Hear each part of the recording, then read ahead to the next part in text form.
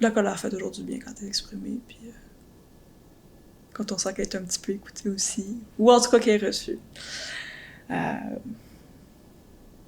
Moi, c'est surtout pour ça. Besoin d'être écouté, puis de voir qui vont entendre. Le mouvement MeToo a été un grand soulagement, d'abord dans ma vie personnelle et aussi dans ma vie artistique. Je menais un projet depuis 2011 sur les violences sexuelles. Et pour la première fois, je me sentais moins seule.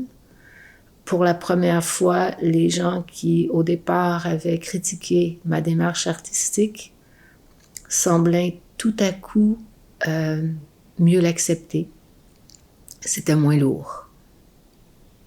Ce mouvement m'avait, même si j'ai pas participé, ça m'avait fait plaisir. J'étais contente de voir qu'enfin les femmes pouvaient se tenir debout, se mettre ensemble et s'exprimer, parler de leurs souffrances, de ce qu'elles ont vécu. Alors, moi, le mouvement MeToo, j'étais entièrement d'accord avec ce mouvement et je suis contente que ça arrive parce que il faut qu'on arrête de garder les choses pour nous. Il faut qu'on arrête, on doit être capable de parler de nos souffrances.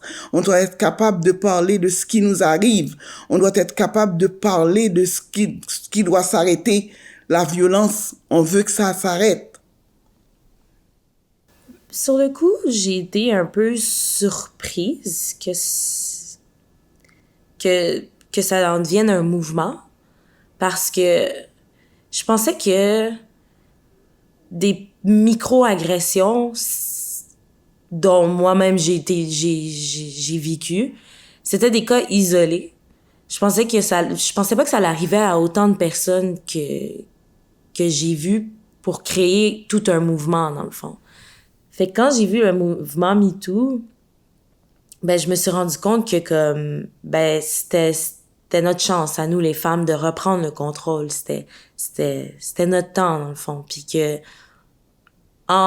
peut-être qu'à seul, c'est difficile de parler, mais qu'à plusieurs, ben, on a une plus grosse voix.